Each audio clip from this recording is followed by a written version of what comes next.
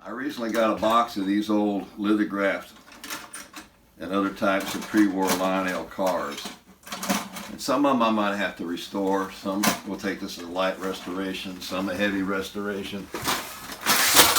I got a caboose that was completely rusted. So I taped it all up and I painted it. In my experience, when I tape and paint is usually when I peel the paint off, I'm disappointed in the result. And that may be the case today. Let's do the grand unveiling. Now it's hard to get this tape off. It sticks pretty good. So I'm going to use this dental pick to try to get it started without scratching the paint, of course. Now I'm trying to make this into a Kansas City Southern scheme on this caboose. I did an American Flyer caboose in that paint scheme and I was pretty happy with the result. No telling if I'll be happy with this one though.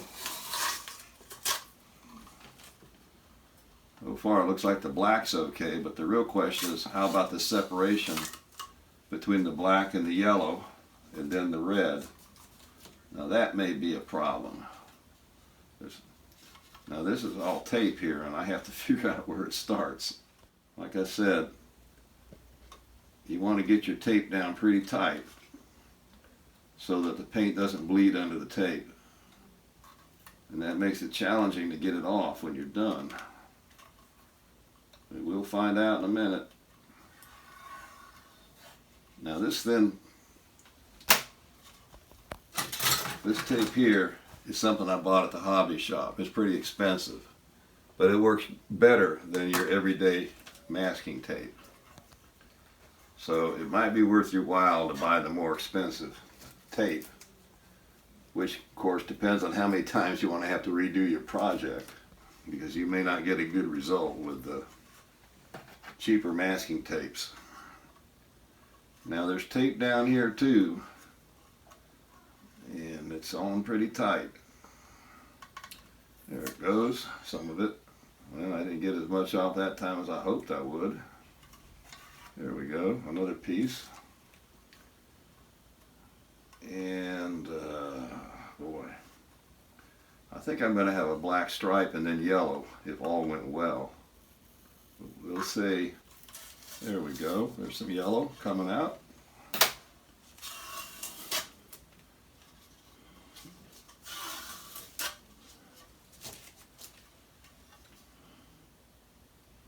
Well,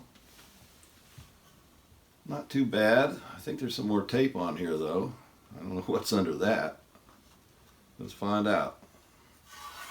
Yep. That yellow tape is really good stuff. I'm pretty happy with this. I think this will pass. I've got to do some more work on the little cupola that goes on top because it didn't turn out satisfactorily. And some little rough spots here that I can probably live with. Or I could touch it up with a paintbrush.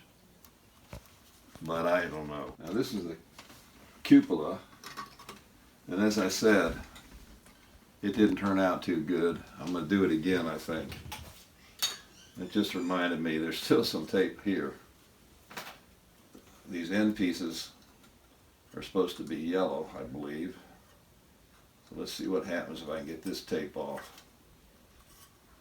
Yeah, it's going to be yellow there.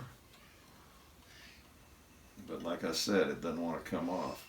So as you see, that turned out okay. So far so good.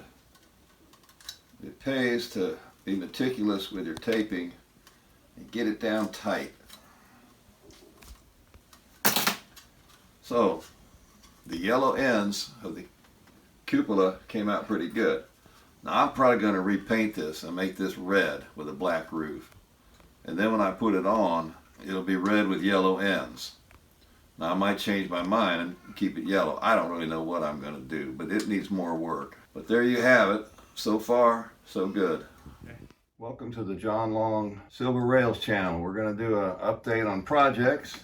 We took the tape off of the caboose. This is a Lionel Prewar approximately 3/16 inch scale caboose. This is how it looks with the tape off after it's been painted. This is the little, I already did the top, the cupola.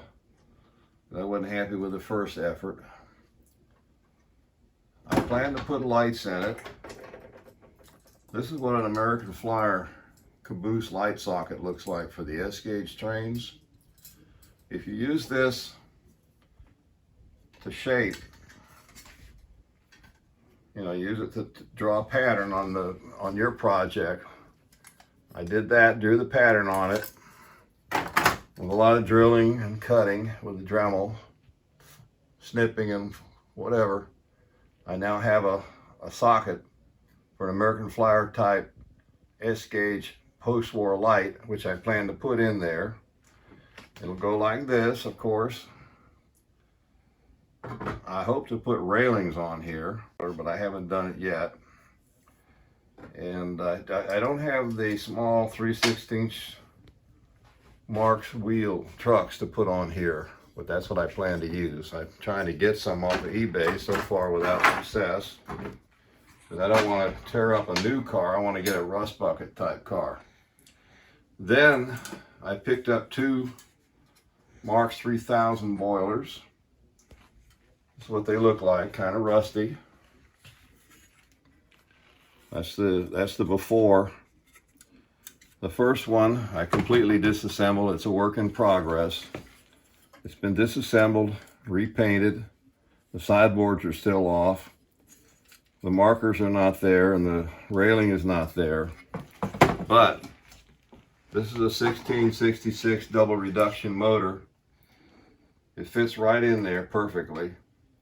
I have to figure out how to do a headlight, and I'd like to put leading and trailing trucks on it. I repainted the little bezel that the headlight goes in. This is what the American Flyer light socket looks like, and it'll be a perfect fit for that hole we cut. And the good part about this is that I can remove the light without having to remove the top from the caboose. So this is how it works. This will be the bottom, and this simply goes right in here, and with a twist it locks in, and that will take care of the light. And with a twist it comes out.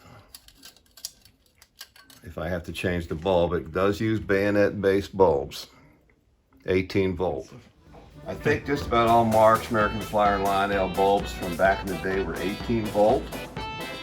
I know a lot of people use 14 or even lower voltages, but the 18 volt bulb should last longer if you can get them.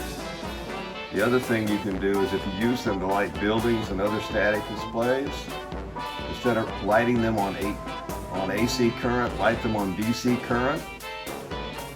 I think the DC current doesn't pulse like the AC current does. I think the filament in the bulbs will last longer. That's my theory, I don't know.